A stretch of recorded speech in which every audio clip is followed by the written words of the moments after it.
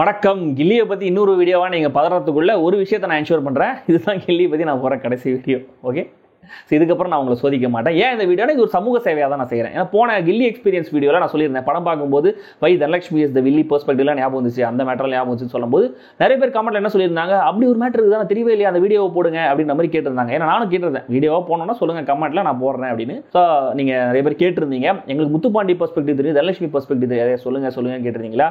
So உங்களுக்காகவே இந்த வீடியோவை ஸ்டார்ட் பண்ணுறதுக்கு முன்னாடி முக்கியமான டிஸ்க்ளைமர் என்னன்னா, இது என்னுடைய ஒரிஜினல் கான்செப்ட் கிடையாது. இது பல வருஷங்களுக்கு முன்னாடி சோஷியல் மீடியாவில் யாரோ ஒருத்தர் மீடியாவும் மீமாவும் சிலர்லாம் ஷேர் பண்ணியிருந்தாங்க. யார் கிரியேட்டர்னு தெரியல. ஸோ ஒரிஜினல் கிரியேட்டருக்கு முதல்ல நான் பாராட்டுகளை சொல்லிடுறேன். ஸோ அதை வச்சு நானும் கொஞ்சம் எக்ஸ்ட்ராவாக சில விஷயங்கள்லாம் பில்டப் பண்ணி பட்டிட்டிங்கிறீங்களாம் பார்த்து நான் சில விஷயங்கள் சொல்கிறேன். இன்னொரு முக்கியமான டிஸ்க்ளைமர் என்னன்னா, இது எல்லாம் கற்பனையே. கில்லி படம் எப்படி கற்பனையோ அதே மாதிரி இப்போ நான் சொல்கிறதும் கற்பனையே. எதையும் யாரையும் குறிப்பிடுவன அல்ல, எல்லாம் நகைச்சுவைக்காக மட்டுமே என்பதை தெரிவித்துக் கொள்கிறேன். நான் இந்த மாதிரியான டிஸ்க்ளைமர்லாம் எப்போ போட வேணாம் அப்படின்ற காலம் வருதோ அப்போ தான் இந்தியா வல்லரசாகும் என்பதை தெரிவித்துக் கொண்டு, சப்ஸ்கிரைப் பண்ணாதவங்க சப்ஸ்கிரைப் பண்ணுங்க, வீடியோ கீழே கமெண்ட் பண்ணுங்க, லைக் பண்ணுங்க, வீடியோ ஷேர் பண்ணுங்க. and let's jump into Gilli the Dhanalakshmi perspective.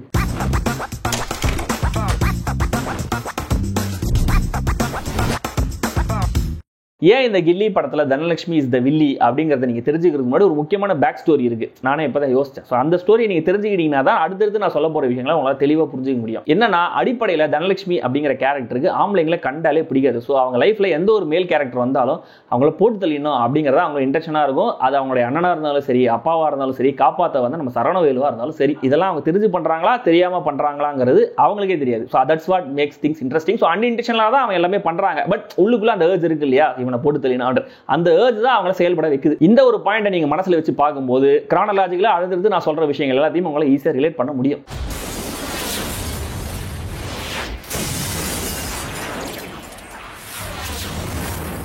முதல்ல என்ன ஆகுது, தனலட்சுமிங்கிற கேரக்டருக்கு முத்துப்பாண்டிங்கிற கேரக்டர் பற்றி தெரிய வருது. ஸோ மதுரையில் ஒரு பெரிய ரவுடி மாதிரி ஆளு, பயங்கரமான இன்ஃப்ளூயன்ஷனாக ஆளுன்னு ஊர் ஃபுல்லாக போஸ்டர்லாம் அடிச்சு விட்டுருக்காங்க. ஸோ அவங்களை பார்க்கும்போது இவங்களுக்கு உள்ளுக்குள்ளேருந்து அந்த பர்சனாலிட்டி வெளியில் வர ஆரம்பிக்குது. இவன் யார், மதுரையிலே பெரிய ரவுடியா, நான் யார் தெரியுமான்ற மாதிரி இவங்க மனசில் நினச்சிக்கிட்டு இன்டென்ஷனலாக முத்துப்பாண்டி முன்னாடி இவங்க போகிறாங்க. அவங்க நினைச்ச மாதிரி என்ன ஆகுது, கல்யாணம் பண்ணால் தனலட்சுமியா கல்யாணம் பண்ணணும் முத்துப்பாண்டி டிசைட் பண்ணி அவங்க வீட்டுக்கு முறையாக பொண்ணு கேட்க போறாரு. ஆனால் பாருங்க, தனலட்சுமியோட 2 அண்ணனுங்க இருக்காங்க. அதில் ஒரு அண்ணன் வந்து பயங்கரமான புத்திசாலி. அவர் எவ்வளோ பெரிய புத்திசாலினா, தன்னை யாராவது தேட வராங்க, அவங்க கிட்ட தப்பிச்சு ஓடணும்னா அவங்க கண்ணில் படுற மாதிரி ட்ரெயின்ல ஜன்னல் சீட்ல வந்து உட்காருவாரு. அந்த அளவுக்கு புத்திசாலி. இந்த புத்திசாலி மேட்டர் தனலட்சுமிக்கு தெரியும். சரி, முத்துப்பாண்டி வரட்டும், நம்ம என்ன ஏதாவது பண்ணுவோம் பார்த்துக்கலாம் அப்படின்னு அவங்க ஜாலியா இருக்காங்க. முத்துப்பாண்டி அவ்வளோ பெரிய ரவுடி, அவனை தான் பகச்சிக்கிட்டா அடிச்சா கண்டிப்பா அவளுக்கு பிரச்சனை வரும்னு அந்த புத்திசாலி தெரிஞ்சிருக்கணும் இல்லையா. ஆனா பாருங்க, அன்பா சொல்லி அமைச்சிருக்கலாம், இல்லைங்க எங்களுக்கு விருப்பம் இல்லை. ஆனா என்ன பண்றாரு, அப்படியே அடிச்சு அப்படியே அவமானப்படுத்தி அமைச்சிட்டாரு இல்லையா. அதனால நேச்சுரலி முத்துப்பாண்டி முதல்ல என்ன போட்டு தள்ளிடுறாரு. சரி, 2வது அண்ணன் வருவான், இப்போ இன்னொரு சம்பவம் நடக்கும் அப்படின்னு எதிர்பார்த்துட்டு இருக்கும் போது தனலட்சுமி ஸ்கெட்ச் போடாமே 2வது அண்ணன் வாலண்டியராக போயிட்டு தலையை கொடுத்து அவரு இறந்துடுறாரு. இதுக்கப்புறமும் தனலட்சுமிக்கு மதுரையிலே இருக்கிறதா பிளான். ஏன்னா அங்கேயே இருந்து இந்த கல்யாணத்துக்கு மாட்டேன்னு சொல்லி, இல்ல இருக்கு விருப்பம் இருக்குன்னு சொல்லி மூஞ்ச தூக்கி வச்சுக்கிட்டு இந்த மாதிரிலாம் நடந்தா அப்பாவுக்கு ஏதாவது ஆகும்னு பிளான் பண்ணிட்டு இருக்காங்க. ஆனா அவங்க அப்பா என்ன பண்றாருமா, நீ தயவு செஞ்சு தப்பிச்சு போயிரு, அவங்க அப்பாவுக்கு தெரியாது இல்லையா பொண்ணை பத்தி, தப்பிச்சு போயிருமா அப்படின்னு சொல்றாரு. ஆனா முதல்ல தனலட்சுமி எக்ஸ்டெண்டா தான் இருப்பாங்க அந்த சீன்ல பாத்தீங்கன்னா. பட் ஸ்டில் ஒரு பாயிண்ட்ல அவங்க கன்வின்ஸ் ஆகி கிளம்பி போயிடுறாங்க. ஆனா ஒரு பாயிண்ட்டுக்கு போனதுக்கு அப்புறம் அந்த பர்சனாலிட்டி திரும்பி வெளியில வருதா. அப்ப என்ன பண்றாங்க, வேணும்ட்டே முத்துப்பாண்டியோட அரிசி மண்டியோட லாரியில ஏறி திரும்ப முத்துப்பாண்டியோட ஃபேக்டரியே போறாங்க. அங்கே இருந்தாவது அமைதியா தப்பிச்சு போயிருக்கணும்ல, அதையும் பண்ணல. வேணும்ட்டே முத்துப்பாண்டி கண்ணில் படுற மாதிரி டொப்புன்னு கதவை திறந்து கீழே விழுந்து சத்தம் போட்டு கீழே உருண்டு பறந்து போறாங்க. ஸோ முத்துப்பாண்டி ஃபாலோ பண்ணி போறாரு.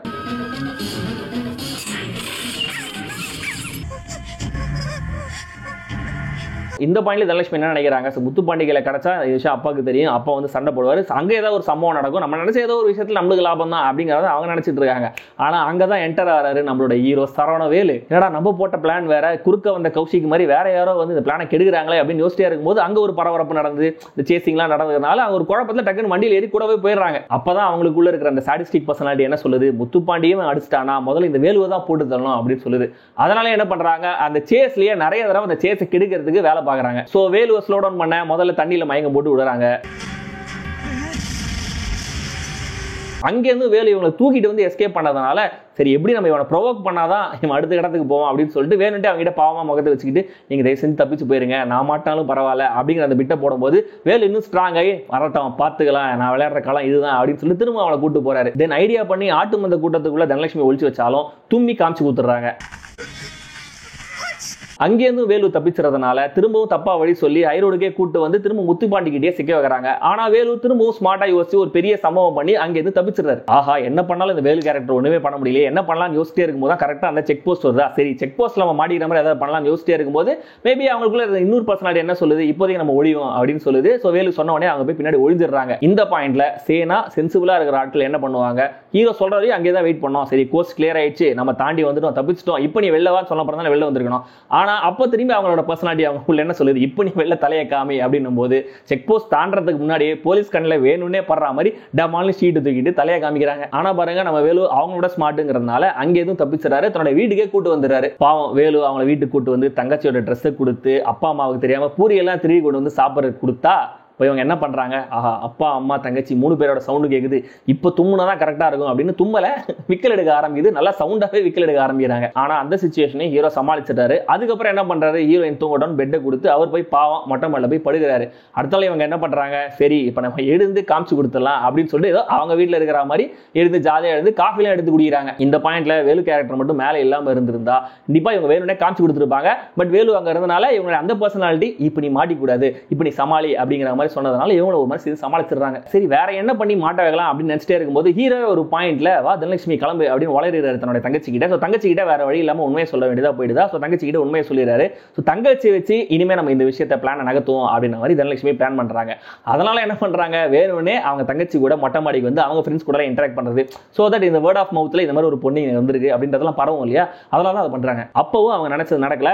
அமெரிக்கா போறதுக்கு இன்னும் 2-3 நாள் தான் இருக்கு, அதுக்குள்ள இன்னும் 2-3 சம்பவத்தையாவது செஞ்சே ஆகணுமே அப்படின்னு நினைச்சிட்டே இருக்கும் போது தான் இந்த எஸ்டிடி கால் மேட்டர் வருது. இந்த மாதிரி ஊர் பேர் தெரியாத இடத்துல அதுவும் தலைமறைவா இருக்கும்போது என்ன பண்ணோம், தன்னை யார் கூட்டு வந்தவங்களோ அவங்களை எழுப்பி வாங்க போன் பேசணும், எங்க அப்பா அம்மா ஏதோ ஆடுவோம் பயமா இருக்குதுன்னு சொல்லி கூட்டு போயிருந்தா வேலு மொட்டை மேலே தான் பார்த்துட்டு இருக்காரு, அந்த வழியாக தான் அவங்க போயிருப்பாங்க. ஸோ சொல்லியிருந்தா வந்திருப்பாரு, கூட்டு போயிருக்கலாம். ஆனால் நம்ம தனலட்சுமி என்ன பண்றாங்க, யாருக்கிட்டையும் சொல்லாம அவங்களே தான் தோன்றித்தனமா போய் ஃபோன் பண்ண ஆரம்பிக்கிறாங்க. அங்க வேலுவோட அப்பாவை எதேச்சியா மீட் பண்றாங்க.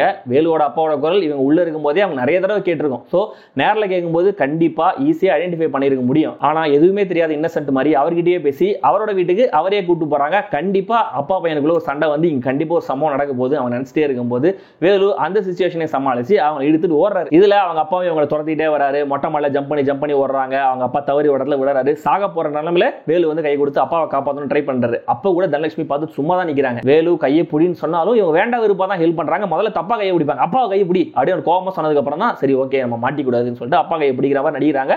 ஆனாலும் வேலு தன்னோட அப்பாவை காப்பாத்திடுறாரு. என்னடா போட்ட ஸ்கெட்ச் எல்லாம் வேஸ்டா போச்சு தனலட்சுமி ஃபீல் பண்ணி லைட் ஹவுஸ் மேல உட்காந்துட்டு இருக்கும்போது தான் வேலு என்ன சொல்றாரு, பத்தியா பேர்லாம் எழுதி வச்சிருக்கோம் அப்படின்னு.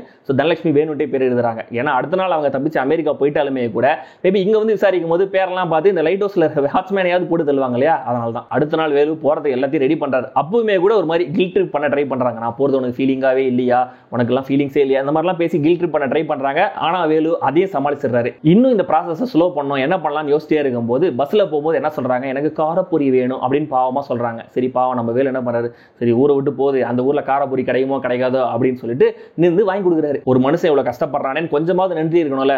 நம்ம தனலட்சுமி கேரக்டருக்கு அதெல்லாம் கிடையவே கிடையாது. காரப்பொரி சாப்பிட்ற சாக்கில் அப்படியே அங்கேயே தப்பிச்சு போய் முத்துப்பாண்டி தகவல் சொல்லலாம் அப்படின்னு ட்ரை பண்றாங்க. பட் அவங்களால முடியல. பட் அந்த காணாம போன நேரத்துக்கு காரணம் சொன்னோம் இல்லையா, அதனால அந்த வேலை சும்மா லைட்டா ஒரு கிஃப்ட் வாங்கிட்டு உனக்காக தான் கிஃப்ட் வாங்க திரும்ப பாவமா சொல்றாங்க. ஏர்போர்ட் போயிடுறாங்க, அப்பா அம்மாவை பாத்துறாங்க, ஃபிளைட் இறந்து உள்ளெல்லாம் போயிடுறாங்க. சரி ஒக்கடு படத்துல ஒரிஜினல்ல பூமிகா பால்கனில இருந்து மகேஷ் பாபுவை பார்ப்பாங்க. 2 பேரும் ஒருத்தர் பார்த்து அந்த கில்ட்ல 2 பேரும் திரும்ப ஒண்ணா சேர்ந்துருவாங்களே அப்படிங்கிற காரணத்துக்காக பால்கனில இருந்து திரும்ப லுக் விடுறதுக்கு ட்ரை பண்றாங்க. ஆனா பாருங்க தமிழ் ரீமேக்ல நம்ம டைரக்டர் உஷாரா அதெல்லாம் அவாய்ட் பண்ணிட்டாரு. சோ பால்கனில இருந்து ஹீரோவை ஃபீலிங்கா பார்த்து லுக் கொடுக்க முடியல. ஹீரோ அவங்க திரும்பி பார்க்கல. ஹீரோ அங்க போயிறாரு, இவங்க ஃபிளைட் ஏற போயிடுறாங்க. ஃபிளைட் உள்ள போய் உட்கார்றாங்க. ஆனா அவங்களுக்குள்ள இந்த வாய்ஸ் கேட்டே இருக்கு, வேலுவுக்கும் ஒன்னும் ஆகல, வேலு அப்பாவுக்கும் ஒன்னும் ஆகல, தன்னோட அப்பாவுக்கும் ஒன்னும் ஆகல, முத்துப்பாண்டிக்கு எதுவும் ஆகல, மிஷின் இன்கம்ப்ளீட் அவங்க மைண்டுக்குள்ள வாய்ஸ் கேட்டே இருக்கா. அதனால என்ன பண்றாங்க, துணிஞ்சு கிரவுண்டுக்கே போயிடலான்னு கிரவுண்டுக்கே போயிடுறாங்க. கிரவுண்டுக்கு போனா என்ன ஆகும்னு அவங்களுக்கு தெளிவா தெரியும். எப்படியும் போலீஸ் இருக்கும், முத்துப்பாண்டி இருப்பாரு, வேலு இருப்பாரு, எல்லாரும் அடிச்சு சாவ போறாங்க அப்படிங்கிற பிளான தான் இவங்க கிரவுண்ட்ல போய் உட்கார்றாங்க. ஆனா அங்கேயும் இவங்க நினைச்ச மாதிரி எதுவும் ஆகல. வேலோட அப்பா உள்ள வந்து சிச்சுவேஷன் டிஃப்யூஸ் பண்ணி தனியா கூட்டு போன அப்படின்னு சொல்லிட்டு அனுப்பிச்சிடுறாரு. சோ இப்போ என்ன பண்றாங்க, போறதுக்குள்ள ஏதாவது பண்ணி ஆகணுமே அப்படின்னு சொல்லிட்டு முத்துப்பாண்டியோட ஈகோ பத்தி அவங்களுக்கு தெரியும். அதனால வேணும்ட்டு முத்துப்பாண்டி இன்ஸ்டிகேட் பண்றது, நீதான் தைரியமான ஆம்பளையாச்சே போ வேலு அடிச்சுட்டு அதுக்கப்புறம் என்ன கல்யாணம் பண்ணிக்கோ அப்படின்னு தூண்டி விடுறாங்க. இந்த அப்பாவி முத்துப்பாண்டி கேரக்டர் இதை பத்தி எல்லாம் தெரியாம வேலு கிட்ட சண்டை போட்டு போய் சாவறாரு பாவம். அதுக்கப்புறம் எதுவுமே நடக்காத மாதிரி நம்ம வேலுவை வந்து தனலட்சுமி கண்டுபிடிச்சிக்கிறாங்க. மேபி இதுக்கப்புறம் வேலுவை அவங்க அப்பாவெல்லாம் எப்படி பழி வாங்குறாங்க அப்படிங்கிறது பார்ட் 2ல வரும்னு நினைக்கிறேன். பட் இந்த தனலட்சுமி கேரக்டருடைய நீட்சியா தான் விண்ணை தாண்டி வருவாயால ஜெசி கேரக்டரையும் கௌதம் மேனன் எழுதியிருக்காருன்னு நினைக்கிறேன். ஏன்னா நீங்க யோசிச்சு பாத்தீங்கன்னா இந்த தேரியில அங்கேயும் செட் ஆகும். இவ்வளவே த கில்லி தனலட்சுமி பெர்ஸ்பெக்டிவ் இந்த வீடியோ உங்களுக்கு பயங்கர இன்ஃபர்மேட்டிவா இருந்திருக்கும்னு நினைக்கிறேன். இந்த மாதிரியான பல மொக்க வீடியோக்கள் நம்ம சேனல்ல வரக்கூடாது அப்படின்னு வேண்டிக்குவாங்க. ஓகே, நான் உங்களை அடுத்த வீடியோல சந்திக்கிறேன்.